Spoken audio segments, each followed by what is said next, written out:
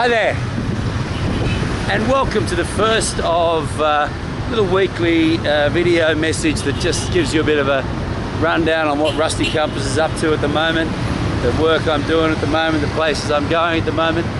And the last week or so I've been focused on updating Saigon content on the site. A lot of it's been there for quite a few years now. So I've been out visiting museums again, as well as visiting new places. And I'm actually walking along the Saigon waterfront at the moment. I'm going to take a little wander along there this afternoon as well. But it's been interesting going back to some of Saigon's major museums: the War Remnants Museum, the Reunification Palace, the Fine Arts Museum, the History Museum. These museums have changed a little in the last 5 or 6 years, but I kind of feel like they're not kind of moving fast enough. They're not keeping up even with, for example, the developments in museums in Cambodia. So they're still very, very interesting places to visit, and I'll write more about those on the site. But in a lot of ways, museums are not getting the attention I think they deserve.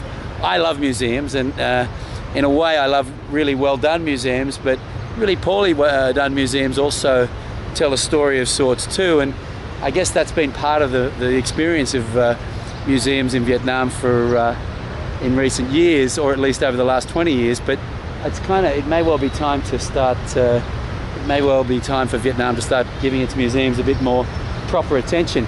Speaking of which, this is a really interesting building I'm standing in front of here. This is called the Ton Duc Thang Museum. Not a museum that sees a whole lot of tourists, as you can see, or visitors of any kind. But Ton Duc Thang was the first president of Vietnam after the death of Ho Chi Minh, and he's obviously considered highly enough that he gets his own museum. It's also interesting to note that this building behind me, where the museum is housed, was the Deputy Prime Minister's mansion or residence in South Vietnam before 1975.